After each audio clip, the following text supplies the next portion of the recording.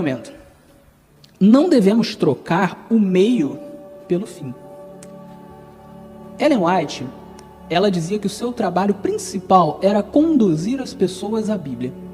Há uma citação dela, dos testemunhos, para quem não sabe, os testemunhos são 9 volumes de cartas que ela escreveu para muitos membros da igreja naquela época, pessoas que pediam aconselhamento, ela foi escrevendo, e na medida do tempo, ela começou a juntar essas cartas e fazer volumes de livros. Ela pedia para que o nome da pessoa fosse ocultado, para não revelar, mas essas cartas elas começaram a ser unidas em livros. Então ela publicou 9 testemunhos. Cada testemunho tem uma grossura aí de 400, 500 páginas, algumas maiores, deve dar umas 5.000 páginas, eu estimo, os 9 testemunhos. Há uma citação dela em que ela diz que ela só escreveu os testemunhos, é o primeiro, na verdade, ela só escreveu os testemunhos porque os irmãos da sua época não estavam estudando a Bíblia como deveriam, não estavam aplicando a Bíblia às suas vidas como deveriam. E aí ela diz, eu não precisaria ter escrito os testemunhos se vocês fossem a Bíblia, se vocês estudassem a Bíblia. Então Ellen White, ela tinha uma visão da questão do estudo da Bíblia, da aplicação da Bíblia na nossa vida, muito forte. E tão forte que a função dela, principal, na sua concepção, era levar as pessoas de volta à Bíblia.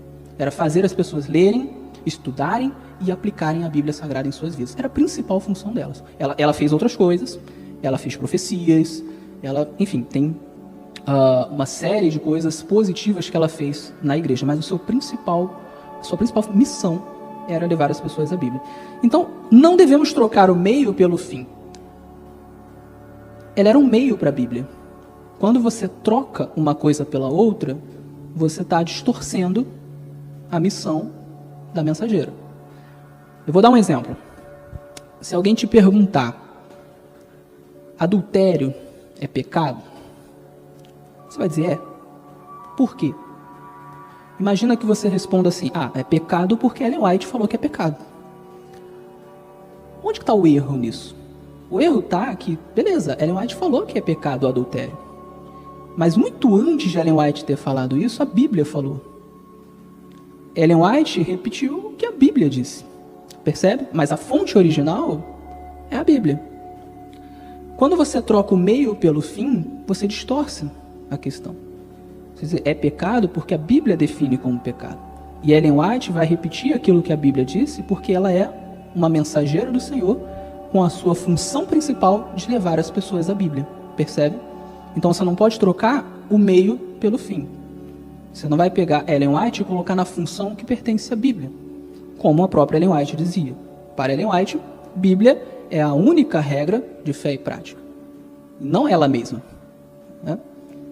Por exemplo, ela dizia, das citações, ela dizia, não coloquem os testemunhos, ou seja, os livros dela, na dianteira, no lugar da Bíblia, na frente da Bíblia.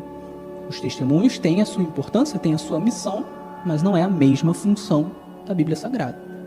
É o mesmo Espírito que inspirou, mas são funções diferentes. Isso é importante. Quando a gente usa algo bom da maneira errada, isso pode se tornar uma maldição. Por exemplo, a lei. A lei é boa. Paulo vai dizer que a lei é santa, justa e boa. Mas se você usa a lei, por exemplo, como meio de salvação, que é um lugar que pertence apenas a Jesus, aí você está com um problema. E isso, no Novo Testamento, por exemplo, era condenável pelos apóstolos, em especial o apóstolo Paulo. Então, não devemos trocar o meio pelo fim. Então, uma das razões para você não fazer aqueles pontos que eu mencionei, como, por exemplo, fazer teologia em cima do que Ellen White falou, pode ou não pode bateria, vamos a Ellen White. Uma das razões é você trocar o meio pelo fim. Não é Ellen White que você vai à Bíblia. O que a Bíblia diz? Óbvio, não estou dizendo aqui que Ellen White não tem importância, mas a função é diferente. Não estou dizendo aqui que você não deve ler Ellen White, deve, mas a função é diferente. E isso impacta no modo como a gente interpreta Ellen White. Porque o que acontece? Lembra que nós vimos que doutrina é revelada pela Bíblia? Pois bem, se doutrina é revelada pela Bíblia, então toda vez que eu vejo algo em Ellen White que é uma doutrina, eu preciso saber da onde ela tirou isso da Bíblia. Percebe? Se eu não faço isso, então eu estou tratando a Ellen White como se fosse aquela que revela a doutrina, quando na verdade quem revela é a Bíblia. Então, tudo que Ellen White diz que é doutrina, se ela é profetisa verdadeira, tem um fundamento bíblico. Se você for pesquisar, você vai encontrar. Então, por isso, você não pode trocar o meio pelo fim. Na verdade, o que ela queria era justamente isso. É você lê-la e voltar para a Bíblia. Olha, Ellen White disse isso aqui. Deixa eu consultar na Bíblia para ver se realmente é assim. Aí você vai lá, consulta. Realmente, o que ela falou está batendo. Era isso que ela queria. Levar as pessoas à Bíblia. Essa era a função do trabalho dela, né? Ponto 2. Não devemos ter preguiça de estudar a Bíblia. Isso era uma coisa que Ellen White batia muito.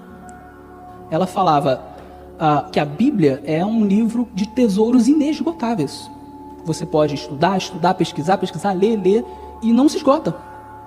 Então nós não devemos ter preguiça. Ela brigou muito contra as pessoas que tinham preguiça, né? Em especial, lá para 1888, quando você teve um grande debate na igreja em relação a alguns textos bíblicos de Gálatas, né? E tinham pessoas que não queriam estudar, elas simplesmente ficavam com a opinião do outro. E ela repreendeu essas pessoas. Não, vocês precisam pesquisar, vocês precisam colocar a própria cabeça para raciocinar. Então nós não devemos ter preguiça de estudar a Bíblia. Ou seja, se Ellen White falou algo, fui lá, li Ellen White, ela falou algo, eu tenho que pegar, voltar para a Bíblia para poder averiguar. Como faziam os bereanos? Vejam o que os bereanos faziam. Paulo ia lá, pregava. Eles ficavam felizes com a mensagem, mas eles iam lá pesquisar para ver se era aquilo mesmo nas Escrituras. Está lá em Atos. Os bereanos faziam isso. Então, Ellen White queria que tivéssemos um espírito bereano, de ler o que ela dizia e voltar para a Bíblia para consultar para ver se era aquilo mesmo. E aí que está justamente o ponto importante de você ter um profeta extracanônico.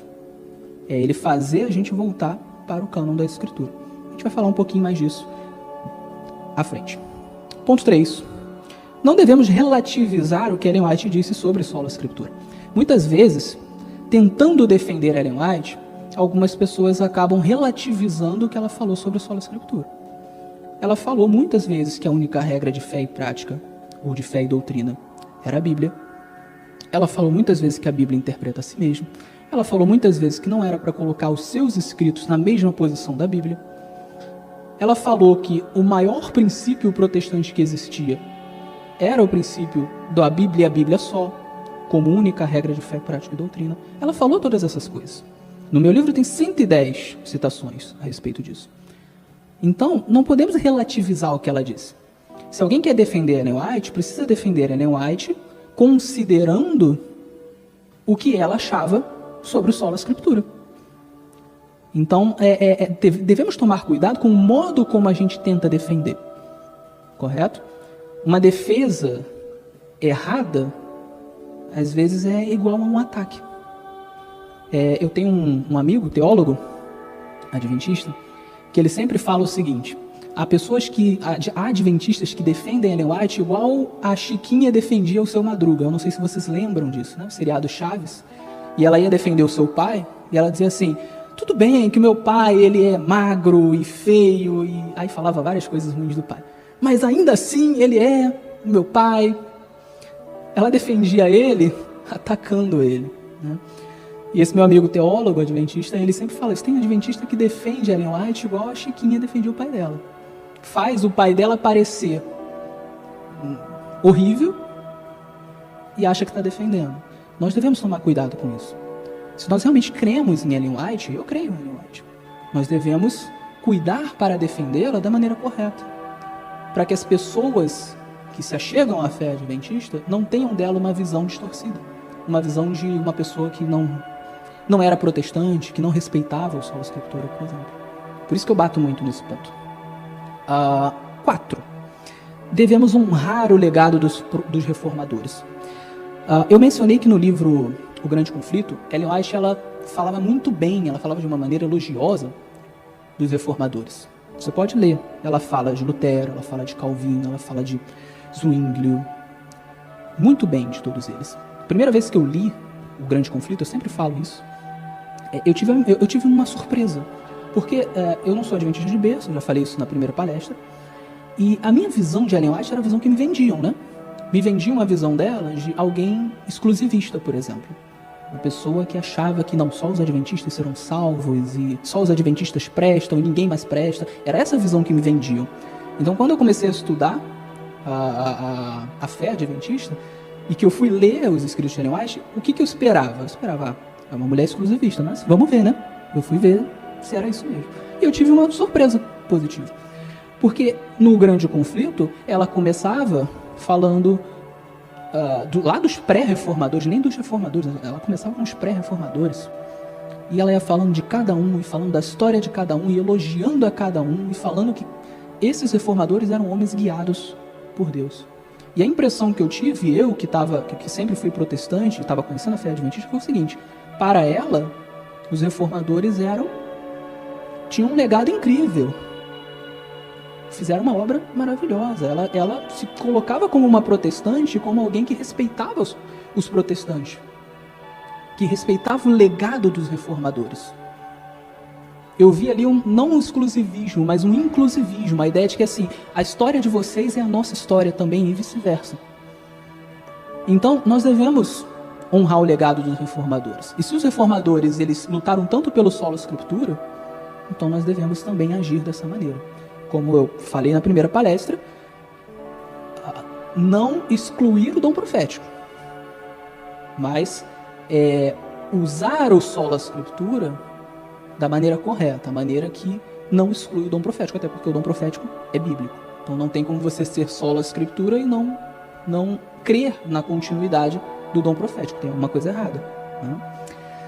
Então esse é um ponto para não usar mal os escritos de Ellen White. Tem um quinto ponto aqui: é preciso mergulhar nos princípios bíblicos por trás dos conselhos, a fim de não distorcê-los. Esse ponto é muito interessante, e eu vou trabalhar um pouco ele melhor no último dia de palestra.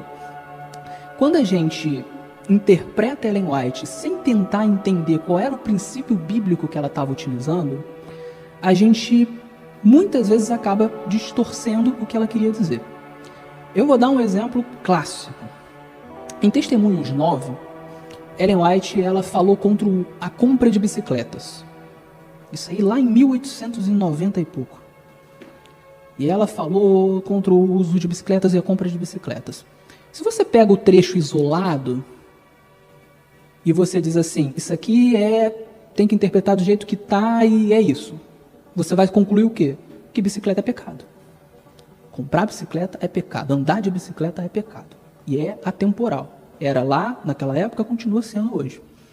Qual é o problema dessa interpretação? À luz do sola escritura, o problema você pode ler a Bíblia de capa a capa que você não encontra uma proibição de andar de bicicleta. Até porque a bicicleta não existia na época bíblica. Mas você não encontra nem alguma passagem que você poderia deduzir que a bicicleta é um pecado em si mesmo. Ou seja, está errado isso aqui. Você está interpretando Ellen White como se ela estivesse criando uma doutrina nova, uma doutrina que a Bíblia não cria, de que bicicleta é pecado. Mas o que acontece? Quando você faz duas coisas, primeiro, tentar achar o princípio bíblico que Ellen White usou naquele conselho, e segundo, interpretar dentro do contexto, tanto o contexto imediato, textual, quanto o contexto histórico do que ela estava falando, aí você consegue chegar à interpretação correta. Uma interpretação que não quebra o sola escritura. Bicicleta naquela época tinha acabado de ser inventada. Ou seja, era muito caro. Era uma inovação, era muito caro.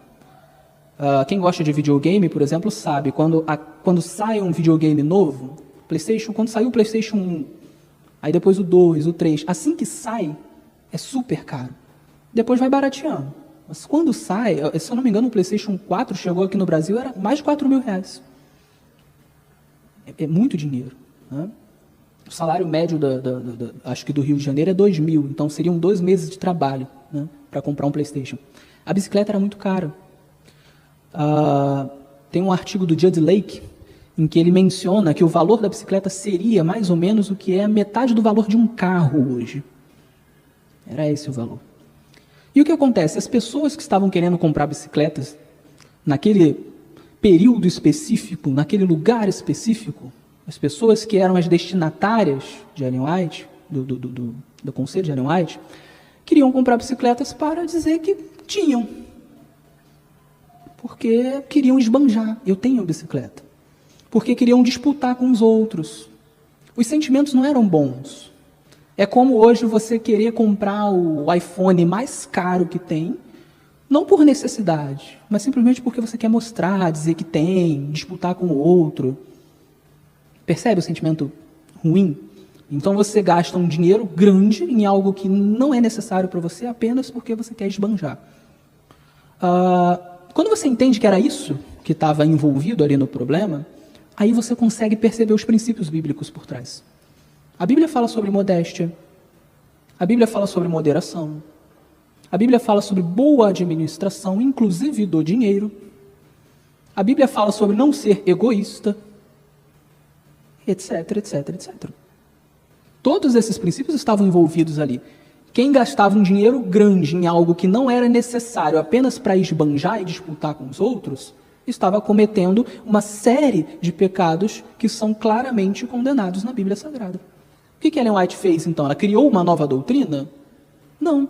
Ela fez uma aplicação de princípios bíblicos. Ela pegou uma série de princípios bíblicos, 5, 6, 7 princípios bíblicos, e aplicou àquela situação específica. E falou, olha, vocês não devem comprar bicicleta. Agora, isso serviria para hoje? Não. Hoje, bicicleta é muito barato.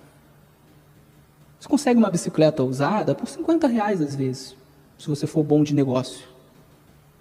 A bicicleta hoje serve...